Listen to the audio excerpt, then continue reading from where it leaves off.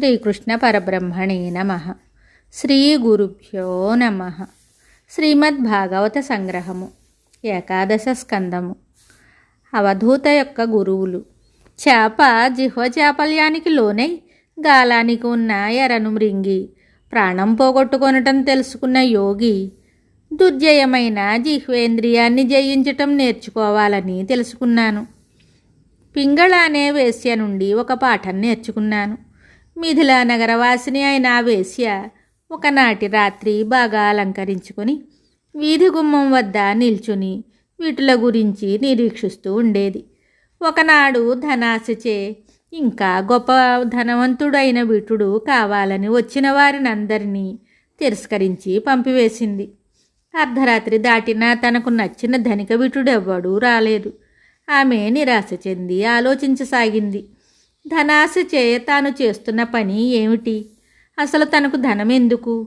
ఈ పురుషులందరూ తమ సుఖం కోసం ఇచ్చే ఈ ధనం యొక్క విలువ ఏమిటి? ఈ విధంగా ఆలోచించగా ఆమెకు వైరాగ్యం వచ్చేసింది. ఈ సుఖ సంపదలన్నీ తాత్కాలికమైనట్టివే. శాశ్వత ఆనందాన్ని ఇచ్చేవాడు ఆ సర్వేశ్వరుడే. ఇప్పటికే కాలసర్పం నా వయసులోని చాలా భాగం కబళించి వేసింది కదా. మిగిలిన అవకాశంలోనే జీవితాన్ని చక్కబెట్టుకోవాలి అని నిశ్చయించుకొని సర్వము త్యజించి వేసి ఆ సర్వేశ్వరుని పాదాలను ఆశ్రయించింది. ఆమె జీవితం నుండి ఆశాహి పరమం దుఃఖం నైరాస్యం పరమం సుఖం అని తెలుసుకున్నాను. కురరము అనే పక్షి కొన్ని మాంసపు ముక్కలను తెచ్చుకొని తన గూటిలో దాచుకున్నది. వాటిని కాపాడుకొనడానికి నిద్రాహారాలను మాని కూర్చునేది. ఒకనాడు ఆ చెట్టుపైనున్న ఇతర పక్షులు ఎక్కడా ఆహారం దొరక్క ఈ కురరం గూటిలో దూరి దానితో పోట్లాడి ఆ మాంసం ముక్కలను ఎత్తుకొని పోయాయి. అప్పటి నుంచి ఆ కురరము నిశ్చింతగా ఉండసాగింది. లభించిన దానినే తింటూ ఏమీ దాచుకొనకుండా పరమశాంతిని పొందింది. సంగ్రహించుకొని దాచుకోవటం దుఃఖహేతువు కనుక నాది అంటూ ఏమీ లేని నేను పరమసుఖ శాంతులతో సంతోషంగా ఉండగలుగుతున్నట్లు తెలుసుకున్నాను. ఏ విధమైన మాయామర్మము తెలియని వాడై ఆనందంగా నవ్వుకుంటూ ఆడుకునే పసిబిడ్డడు నాకు ఆదర్శప్రాయుడు. ఒక కన్య తన తల్లిదండ్రులు గ్రామాంతరం వెళ్ళి ఉన్న సమయంలో ఒంటరిగా ఉన్నప్పుడు ఇంటికి అతిథులు వచ్చారు. వంటకు బియ్యం సిద్ధంగా లేనందున ఆమె కొంచెం ధాన్యము దంచవలసి వచ్చింది. పరిస్థితిని అతిథులు తెలుసుకొనరాదని ఆమె పెరటిలో ధ్యానం చేయసాగింది. గాజులు గలగల శబ్దం వినిపించరాదని ఆమె 2 గాజులు చేతులకు ఉంచి మిగిలిన వాటిని తీసివేసింది. ఆ 2 గాజులు కూడా చిరు శబ్దాలు చేస్తుంటే ఒక్కొక్క గాజుని చేతులకు ఉంచుకొని పనిని ప్రశాంతంగా ముగించుకున్నది. ఈ కన్య నుండి నేను తెలుసుకున్నది ఏమిటంటే, ఎక్కువ మంది జనులున్న చోట ధ్యానము కుదరదని, ఇద్దరున్నా మాట్లాడుకోవటం వలన ఏకాగ్రత కుదరదని, ఏకాంతమే ధ్యాన సిద్ధికి ఏకైక మార్గమని తెలుసుకున్నాను. ఒక బోయవాడు ఒక బాడాన్ని తయారు చేసుకుంటూ దాని యొక్క ములుకు సరిగ్గా బిగింపబడిందో లేదో అని తన మనస్సు దృష్టి ఏకాగ్రపరిచి చూస్తూ ఉండగా ఆ ప్రక్క నుండి ఆ దేశపు రాజుగారు వెళుతున్న వాడు దృష్టి మరల్చకుండా తన పనిలో నిమగ్నమై ఉండటం చూసి ఏకాంతమే కాదు ఏకాగ్రత కూడా చాలా అవసరం అని తెలుసుకున్నాను. సర్పము తన కోసం నివాసం తయారు చేసుకోదు. ఇతర జీవాలు చేసిన పుట్టలలోనూ రంధ్రాలలోనూ తలదాచుకుంటుంది. జనసంచారాన్ని వర్జించి ఏకాంతంగా సంచరిస్తుంది.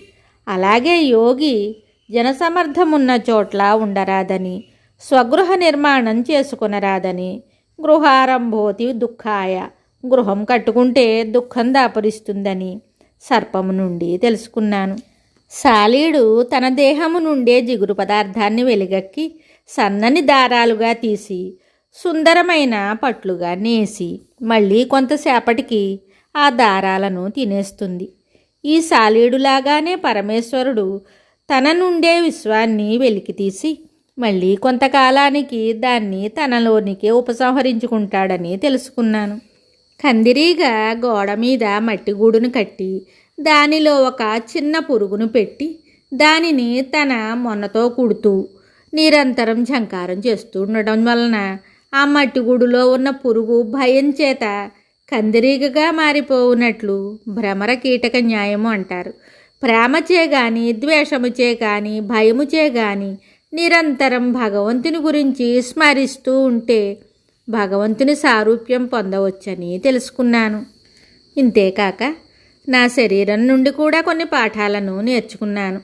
నాది అనుకున్న ఈ శరీరము అగ్నికి ఆహుతి అవుతుంది, లేదా ఇతర జీవాలకు ఆహారం అవుతుంది.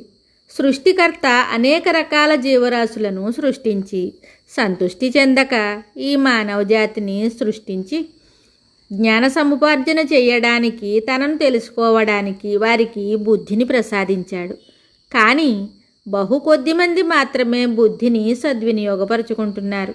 అధిక సంఖ్యాకులు శరీరానికి, ఇంద్రియాలకు, మనస్సుకు సంబంధించిన వ్యక్తుల గురించి, వస్తువుల గురించి, విషయాల గురించి తమ అమూల్యమైన మానవ జన్మను దుర్వ్యయపరుస్తున్నారు.